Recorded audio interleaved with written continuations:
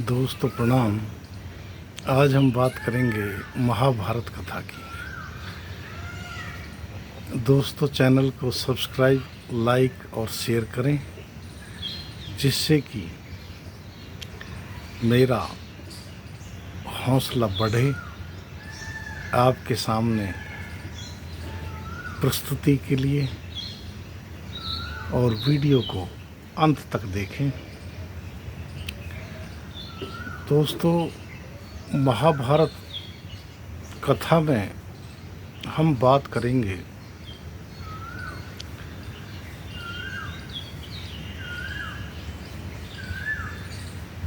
कौरव पांडव वंश उत्पत्ति की और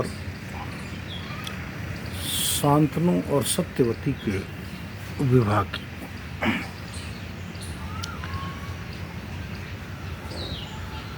शांतनु का विवाह सत्यवती के साथ एक विडंबनाओं से भरा हुआ हम कह सकते हैं, क्योंकि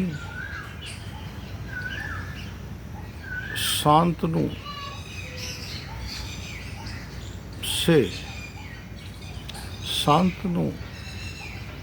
ने जब मत्स्य कन्या सत्यवती को देखा, जो बहुत ही सुंदर और एक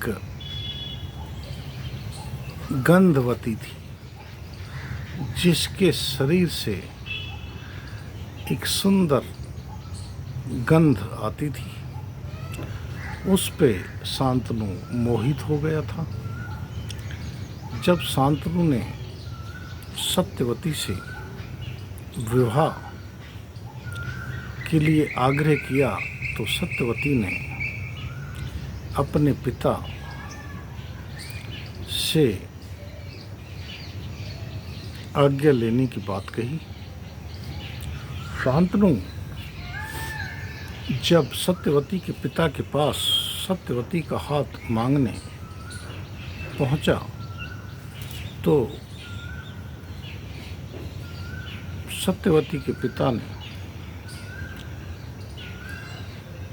शर्त रखी कि मेरी पुत्री से जन्मा पुत्र ही हस्तिनापुर की गद्दी का उत्तराधिकारी होगा।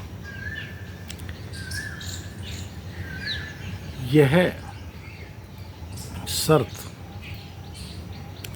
शांतनु के लिए कठिन थी, क्योंकि शांतनु का वरिष्ठ पुत्र देवव्रत था, जो शांतनु की पहली पत्नी गंगा से उत्पन्न हुआ था। गंगा ने भी शांतनु से शर्त रखी थी, जिसके कारणवश शर्त को, प्रतिज्ञा को तोड़ने के कारण गंगा शांतनु को छोड़ के चली गई थी और देवव्रत को शांतनु को दे दिया था। इस प्रकार हस्तिनापुर की राजगद्दी का उत्तराधिकारी देवव्रत था। जब इस प्रकार की शर्त शांतनु के सामने सत्यवती के विवाह के लिए रखी गई, जो कि शांतनु के लिए संभव न थी, तो शांतनु बड़ा उदास रहने लगा, दुखी रहने लगा।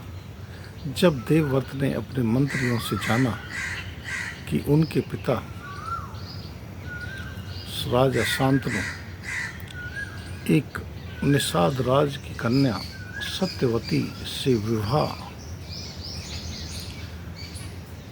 के कारणवश उदासीन हैं और उस विवाह में उत्तराधिकारी के लिए सत्यवती के पिता ने शर्त रखी है। तो देवव्रत सत्यवती के पिता के पास गया और उनकी शर्त को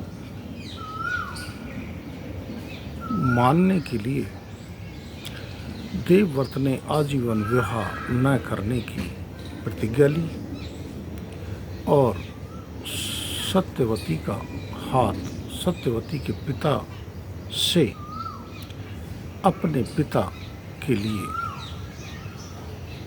मांग लिया और सत्यवती को अपने पिता के लिए देवव्रत हस्तिनापुर लेके आ गए।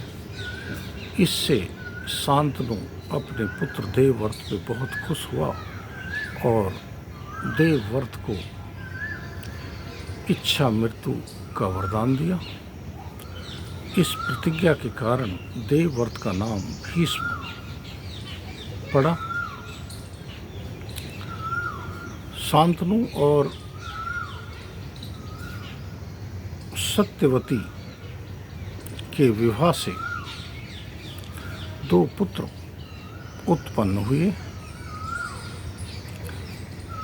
जिनका नाम चित्रागंध और विचित्रवीर्य रखा गया।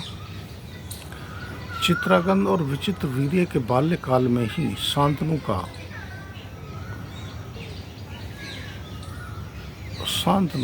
मृत्यु को प्राप्त हुई।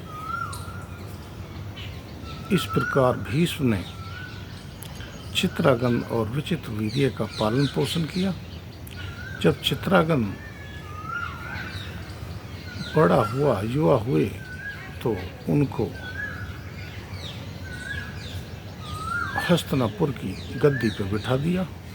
चित्रागंध ने अपने पराक्रम से साहस से समस्त राजाओं को युद्ध में पराजित किया और गंधर्व के राजा चित्रागंध से 3 साल तक चित्रागंध का युद्ध हुआ। गंधर्व का राजा चित्रागंध मायावी युद्ध में निपुण थे और मायावी युद्ध को प्रयोग करते हुए गंधर्व के राजा चित्रागंध ने हस्तिनापुर नरेश चित्रागंध को मृत्यु को प्राप्त कर दिया। चित्रागंध इस युद्ध में वीर गति को प्राप्त हुए। उसके बाद भीष्म ने विचित्रवीर्य को हस्तिनापुर की गद्दी पर बिठाया और विचित्रवीर्य के युवा होने पे उनकी शादी की चिंता हुई भीष्म को। काशीराज ने अंबिका और अंबिलिका का स्वयंवर रच रखा था जिसमें अनेकों राजा आए हुए थे। उस स्वयंवर में भीष्म भी विचित्रवीर्य के विवाह के लिए पहुँचे और समस्त राजाओं को परास्त करके तीनों राजकुमारियों को लेके हस्तिनापुर पहुँच गए। हस्तिनापुर में बड़ी राजकुमारी अंबा ने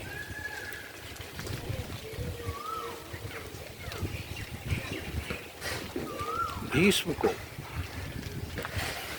विचित्रवीर्य से शादी करने के लिए मना कर दिया क्योंकि वह अपना तन मन राजा साल को दे चुकी है। वो राजा साल से ही शादी करेगी। इस प्रकार विधिवत भीष्म ने अंबा को राजा साल के पास पहुंचवा दिया, लेकिन राजा साल ने अम्बा को ग्रहण नहीं किया और अम्बा वापस हस्तिनापुर भीष्म के पास आ गई और विवाह के लिए भीष्म को विवश किया कि अब आप मेरे से शादी करो, क्योंकि आपके कारण मेरा जीवन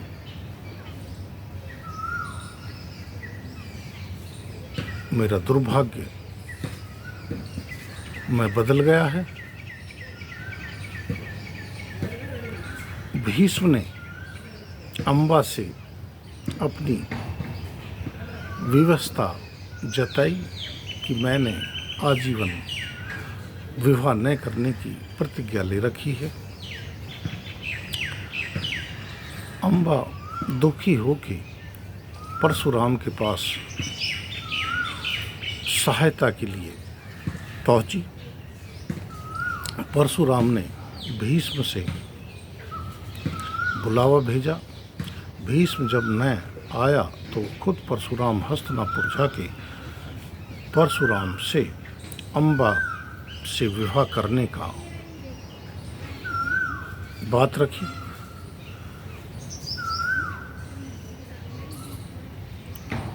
भीष्म ने परशुराम से फिर अपनी व्यवस्था बताई आजीवन शादी न करने की। इस पर परशुराम को क्रोध आया और उसने भीष्म को युद्ध के लिए ललकारा।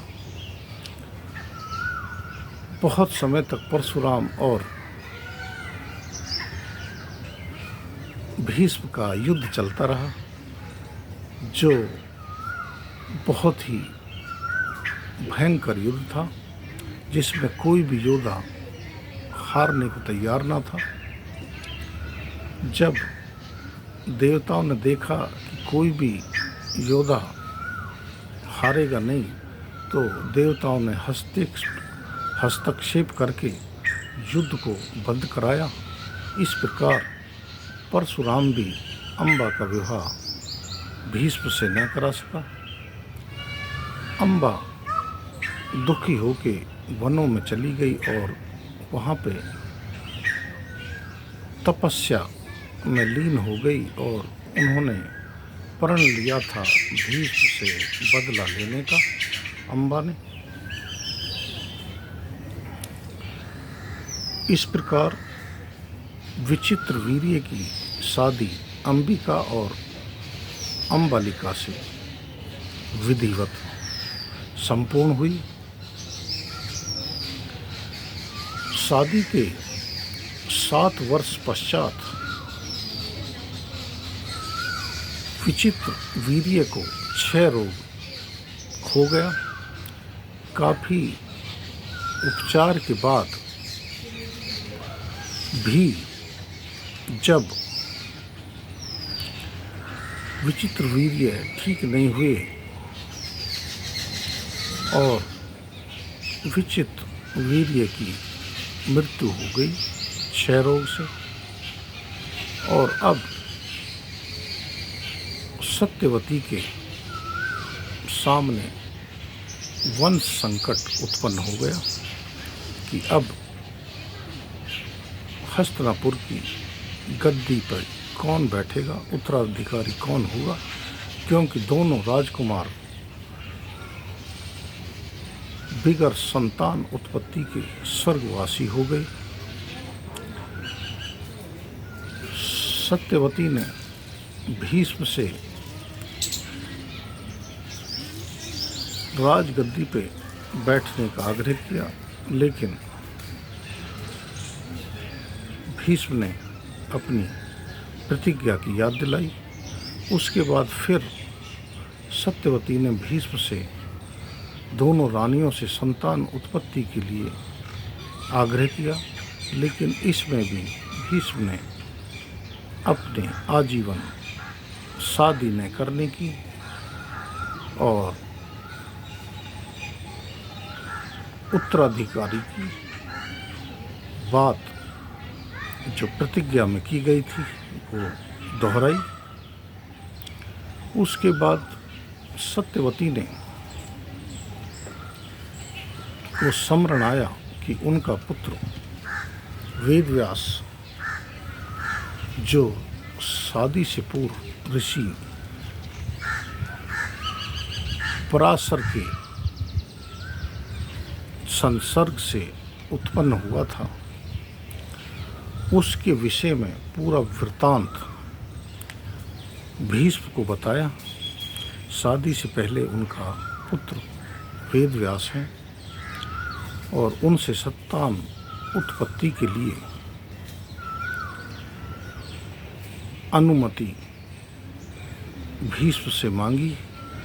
भीष्म ने सहर्ष अनुमति दी और सत्यवती ने अपने पुत्र वेदव्यास को स्मरण किया। वेदव्यास प्रकट हुए माता सत्यवती के सामने और माता सत्यवती ने वेदव्यास के सम्मुख संतान उत्पत्ति का प्रस्ताव रखा दोनों रानियों से। वेदव्यास ने सत्यवती से दोनों रानियों को 1 साल तक व्रत नियम करने को कहा। जब 1 साल का समय पूरा हो गया तो सत्यवती ने वेदव्यास से बड़ी रानी अंबिका के पास जाने को कहा। वेदव्यास जब अंबिका के कक्ष में प्रकट हुए तो अंबिका की आंखें बंद हो गई। वेदव्यास ने माता सत्यवती से कहा कि हे माते, बड़ी रानी से तेजस्वी बालक जन्मेगा, लेकिन बड़ी रानी की आंखें बंद हो गई थी, इसलिए अंधा बालक उत्पन्न होगा। सत्यवती को बहुत दुख हुआ। उसके बाद सत्यवती ने वेदव्यास को अंबालिका के पास भेजा। अंबालिका ने जैसे ही वेदव्यास को सम्मुख पाया, देखा, अंबालिका डर से पीली पड़ गई। वेदव्यास ने माता सत्यवती को बताया, छोटी रानी डर से पीली पड़ गई, इसलिए उनके रोग ग्रस्त बालक पैदा होगा जो बहुत बलवान होगा, लेकिन रोगग्रस्त होगा। उसके बाद सत्यवती को बहुत दुख हुआ और उन्होंने बड़ी रानी अंबिका को दोबारा वेदव्यास के पास जाने को कहा। अंबिका ने अपनी दासी को वेदव्यास के पास भेज दिया। दासी बड़ी प्रसन्न मुद्रा में वेदव्यास के सम्मुख प्रकट हुई। वेदव्यास ने माता सत्यवती को कहा कि हे माता, दासी से बहुत ही बुद्धिमान और नीतिवान वेदांगों का जानने वाला पुत्र पैदा होगा। इस प्रकार अंबिका से अंधे बालक ने जन्म लिया जो धृतराष्ट्र के नाम से जाना गया। अंबालिका से पांडु ने जन्म लिया जो पांडु रोग से ग्रस्त था और पांडु के रूप में प्रसिद्ध हुई। और दासी से भक्त विदुर ने बालक के रूप में जन्म लिया जो बहुत ही नीतिवान और वेदों के रचयिता जानने वाले हुए।